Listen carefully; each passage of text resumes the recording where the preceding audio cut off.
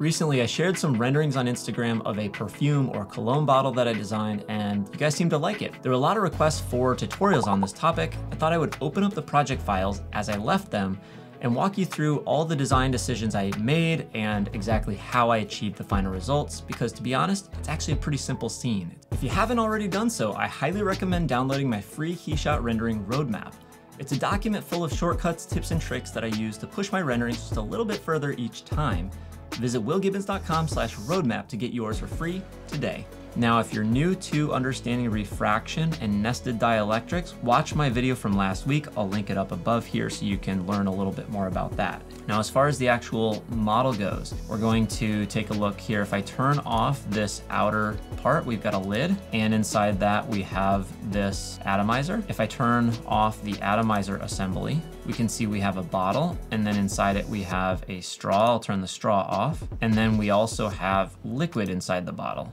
So if I turn that off, we're looking at just the bottle here, and it's pretty hard to understand what's going on with this form. Inside the bottle, we have another triangular form that's been rounded and rotated perpendicular to the first triangular structure, and that has kind of this organic bubble-like form that rounds off at the bottom here. I created a twisted loft between two different profiles. So it's kind of a complex form that, with all the refraction and distortion you see in the glass, actually makes it really hard for our eyes to understand what's going on there, but I like the results anyway. Now, if we go to this material and I change it from a multi-layer optics, we'll come back to that, to a plastic, you can see this shiny black plastic shows off the form a little bit better. Now, there's another model or version of this that I created that's lying on its side, but when you lay a bottle of something on its side, it's gonna have a bubble in it where the air goes. So I wanted to capture that as well. I'm gonna show you that in a second. We're gonna put this back to its multi-layer optics material,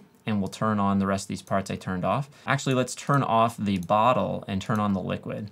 So you can see the liquid is basically the same shape as the cavity inside the bottle, but it sticks out, it protrudes into the actual body itself. Now, if I turn on the rest of these pieces, you can see the rest of those look good. If I expose my model sets and I turn off this upright model to the one that's on its side, we can see we have the same exact bottle design with one key difference. I've modeled this in a way that we have an air bubble trapped in here so the liquid looks like it's laid on its side. So if I turn off the actual bottle, we can see we have, once again, the liquid, but this time it's on its side. And yes, I modeled the little meniscus, which is the sort of surface tension area where the liquid touches the edge of the bottle. And again, this was a pain to model. Okay, just wanted to show you that I had two separate models for those two scenarios, and I wanted to explain how the geometry is set up so you understand how that works. Finally, we have the set. So if we were to zoom in really close to that ground plane, you can see I've got some detail in there. It doesn't just look like a flat piece of geometry. Now, we also have an area light in here. The reason it's so small is because I wanted a sharp edge where the light was focused between these two planes. If I were to take this key light, if I were to scale it up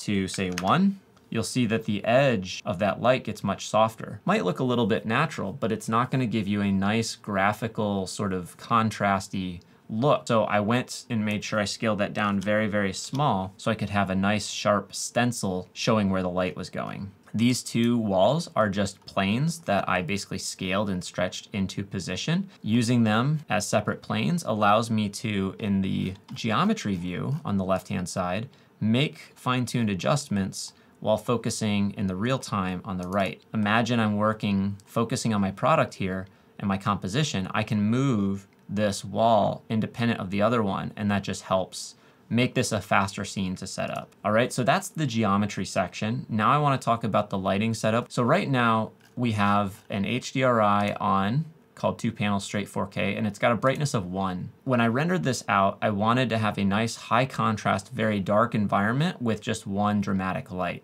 So instead, I used a slightly different HDRI, and it's turned down to a brightness of 0.01. I could go all the way to 0, but notice the areas around might become a little too black. So I always like to go 0.01, which goes to a very dark gray, and just looks a little bit more natural to my eyes. Next, in this scene, we have, as I mentioned, one small key light, which is an area light. So if I select that in the scene tree, you can see it's this little orange dot here. So I already explained how that's just an area light that's been scaled down and positioned. We also have a fill light in the scene. So over here, it's going to be very hard to see. But if I zoom in, there's a fill light. If I turn it on, it gets a little brighter. Turn it off, it goes away. So if I double click on it and turn on visible to camera, you can see the fill light has a little texture on it to make it look like a soft box, which again is not really necessary, but I had the texture, so I thought I would use it anyway. And it adds a little more fill in here. It washes out some of the really dark areas. The reason I added this is because later you'll see if I turn on this upright perfume bottle, depending on where my camera angle is, and it may be hard to tell, but with the material that I have on here, if I turn off the fill light, you'll see that the top of this model goes really, really dark. I've got metal in here and a reflective dielectric material. So by turning on the fill light, I'm reflecting a little bit of light off of these planes and just giving the model some definition so it doesn't disappear into the ground. Okay, so that fill light is very important in this case. Now, if I go to my lighting tab here, the real-time lighting setting or render settings, I want to mention that I'm using a bit of a custom setup here. If I go to basic mode, you'll see it doesn't look right. If I go into product mode, at least we get to see now inside the product a little better, but it still looks a little bit dark. So what happens is we need to have enough ray bounces. So I set mine to 20 because I noticed some areas got a little bit brighter and I saw a little more detail in here when I increased this to 20. Now, the other thing I wanted to do is go into interior mode because I thought that it looked a little bit smoother. It actually has some built-in denoising that's happening, which when I was back in product mode, we got a little too many of these little white dots that start to become a little distracting and hard to remove. The last thing that's missing is this caustics checkbox. When I turn that on, we allow the focused refracted light that moves through here to create these cool patterns on the ground, which is a key feature of this series of images. So again, back to interior mode, I thought that worked a little bit better. Again, they're going to be slightly different, so I chose early on to go with interior mode. Okay, let's take a look at this fancy material I used on the prism. When I double click on it, you'll see we've got a multi-material right now. That's just so I can compare some different material types. If I click on solid glass, you'll notice a few things change within here. One, we lose that kind of rainbow prismatic effect, and we have a little bit less distortion going on. For such a simple image to have some impact and wow factor, I chose to go with a multi-layer optic, and that's where this really comes to life. The reason I wanted to use multi-layer optics is twofold. One, it gives us the ability to simulate dispersion. Now, if you're interested in dispersion, I've got another video on that I'll link above. And dispersion is basically where you get white light split into different colors or wavelengths that we see as colors. And by turning this little checkbox on, we get substrate dispersion. And then we also get the ability to set an ABI number, which is like a strength for dispersion, on the different layers as well, which is really cool. Now, a multi-layer optic is a material that's developed to create like reflective sunglass coatings, lens coatings, things like that. So what we've done is we've set it up with just a plain old dielectric as the substrate, meaning the base material. Think of it like a glass. I've got a normal 1.5 refractive index. That's pretty much like any sort of glass. And then we've got an ABI number of 10, which is incredibly high. For example, a diamond has an ABI number around 50 or 55.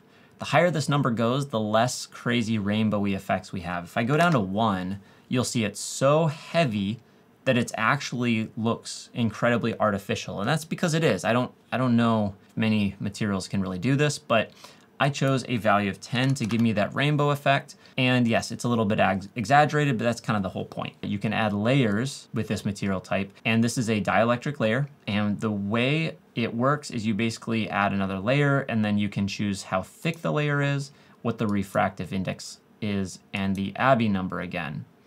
So the big key difference here is if you add a new layer, it's going to have a very thin thickness, which I think is like around 10 nanometers or something. And the refractive index, I think, will be about 1.5. I increased the refractive index, which has more distortion and enhances the sort of rainbow effect. And the layer thickness is going to change the color of this coating. The net result of this is that I got a purplish tint going on because of this thickness and this refractive index.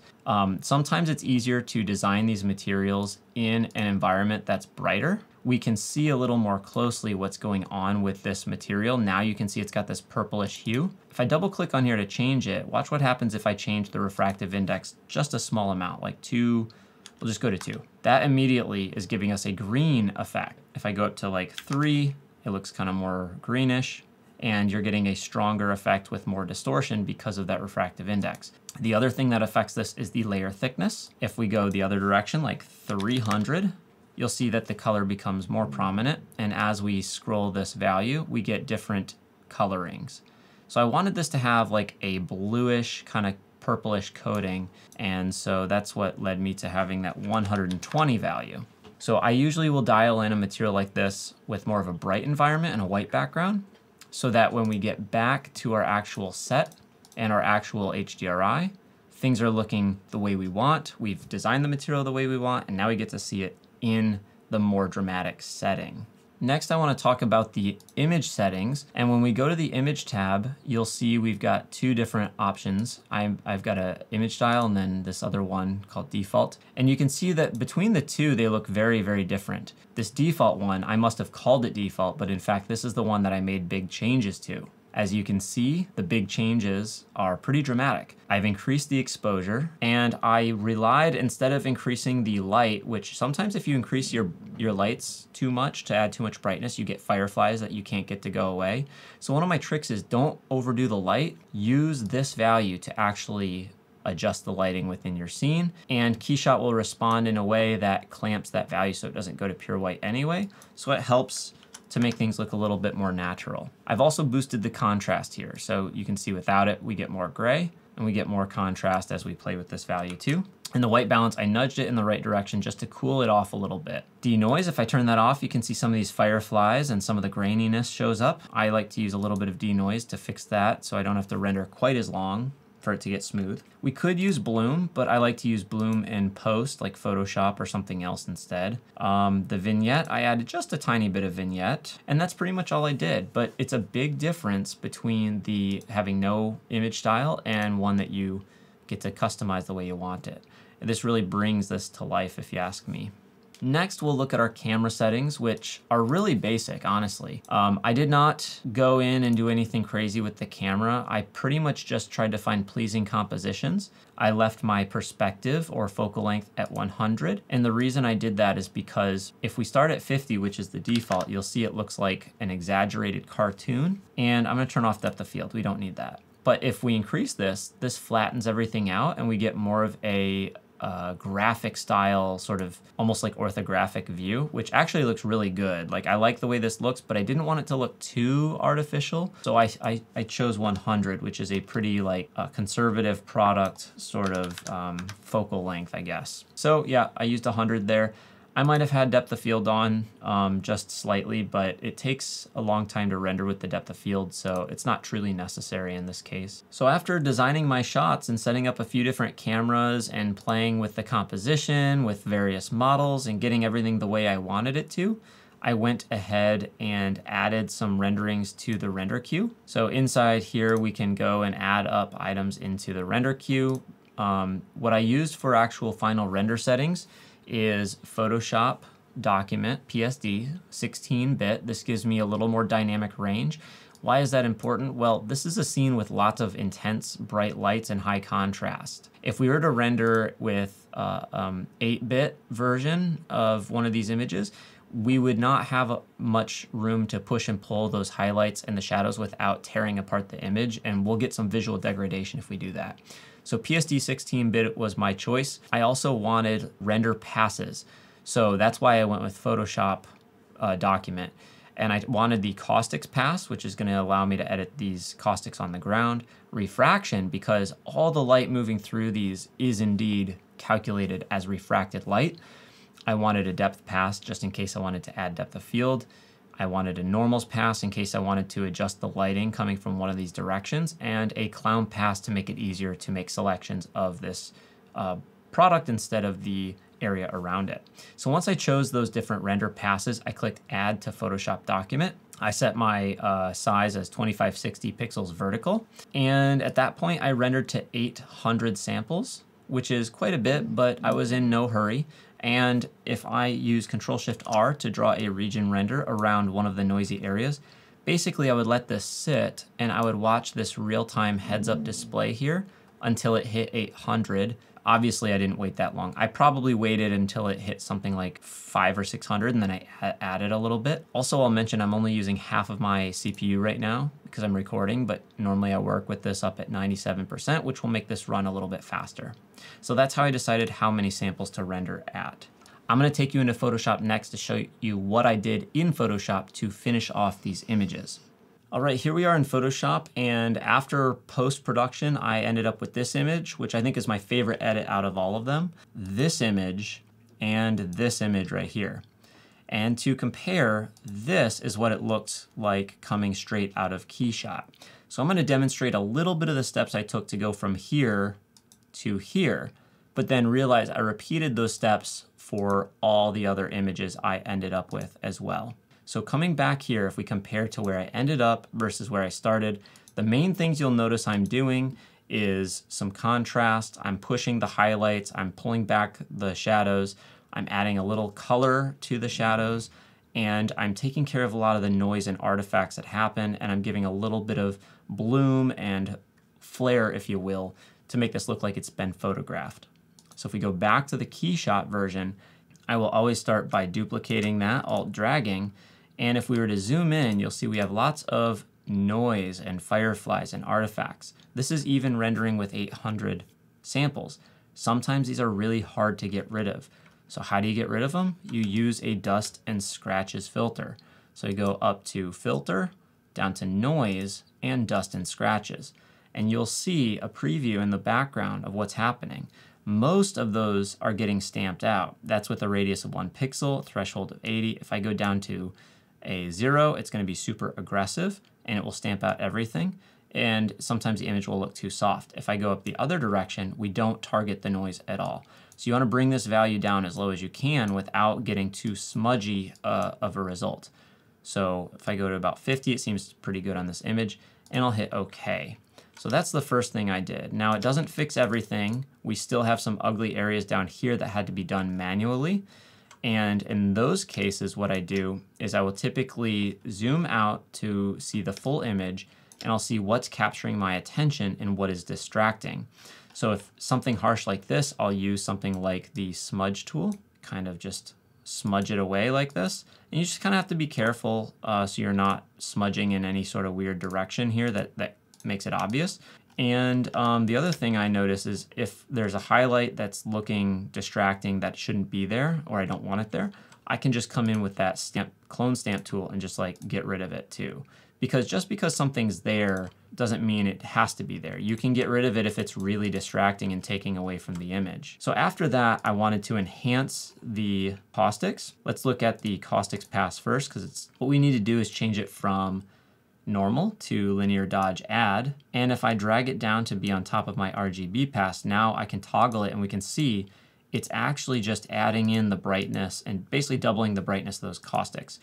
And because it's not going to pure white, I think it looks nice, so I'm going to leave it in. And same thing goes for refraction. Now this is really noisy. So again, I would go into here with my noise and dust and scratches pass and just stamp that way back. And you got to decide where it is, what's tolerable, and then just go in manually and brush those away like I just showed you before. This also gets set to a linear dodge add. So if I toggle it on and off, it depends what you think, if this is too bright or not. In this case, it looks pretty good, but in some cases, I'd say it's a little too bright. And you can just back it down a couple clicks here with the opacity channel. At this point, I'm going to switch on over to the one that I already finished. So we're going from here to here. So what are the biggest differences here? Well, you can see this gets a lot brighter here in the perfume bottle. You can also see I added a little bit of bloom on top here and a couple other things. So if we look through this layer stack and I turn off the effects that are up top here, we are pretty close to what I showed you already in the previous version, right? So all I'm doing here is it looks like I made some vibrance adjustments before flattening this layer, and then we've got a color balance. When I turn on the color balance, you should see that we're getting just a little bit of blues in the shadows, and the highlights are a little bit more yellow, kind of color grading there, very subtle. Another thing that you can't see here is I actually came in with the dodge and burn tools, and I brushed in on the ground to create more of a bright center. And then I kind of darkened the edge to simulate fall off, since there is no fall off in KeyShot for an area light. Manually, I darkened the edges of the shadows and lightened them as well, just to create a little bit more of that light bleed. Exposure, you can see it gets a little brighter. I definitely adjusted the exposure a little bit. And then we have a vibrance as well. So it looks like I might have toned down the vibrance and increased the saturation a little bit to dial back some of those reds. Then I flattened it to a layer. And here we can see we have a lens flare, which typically is overdone. I'm very cautious to not do these too much, but because this was such a high contrast image with this bright spot here, I thought it was actually appropriate.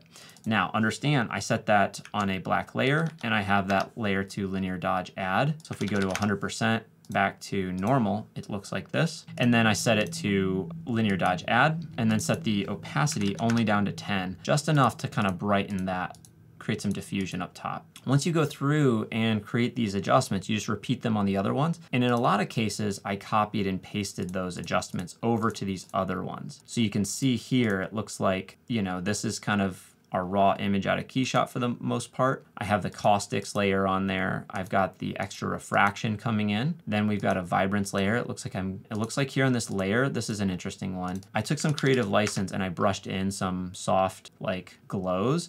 And then I just have that set down to something like 20%. So you can see off, on, off, on. It's just adding a little bit more, and I guess it's bloom really. I've got some color balance to cool off those shadows, like I said, make the yellows or the highlights a little more yellow. I've got a curves adjustment just to kind of push those values further. And vibrance, again, I desaturated that a bit, and that's the final image. And if we go through here, you can see some of those adjustments I made once again. This is more of a flat image, but I added the caustics and the refraction, and then I kind of flattened that, and that gave us this. I kind of manually dodged and burned the highlights and shadows. I've added the color balance to really cool off that image and the shadows a little bit. I boosted those highlights with the curves, decreased the saturation with the vibrance, and flattened it all out. And that's pretty much where we ended up. So the main takeaway here is if you want to get your images to look really good, you need to make very subtle adjustments. You got to be very conscious of your exposure values, and you want to also remember these are going to be viewed on a small screen in a bright environment, so you need to really make sure. The last thing I did not mention that you can't see in any of these layers is I sharpened every one of these images. KeyShot to me always creates a very soft looking image. If I go up here to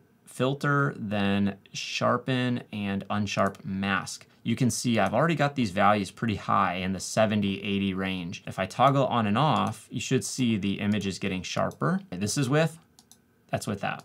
So it's basically adding more contrast. You don't want to overdo this. However, quite a bit of KeyShot images improve with sharpening. Not a short tutorial, something a little different than I normally have done. I hope you learned a lot from this. Let me know if you want me to do more. These are kind of fun, and I can do this with any of my personal projects. That's it for today. Until next time, happy rendering.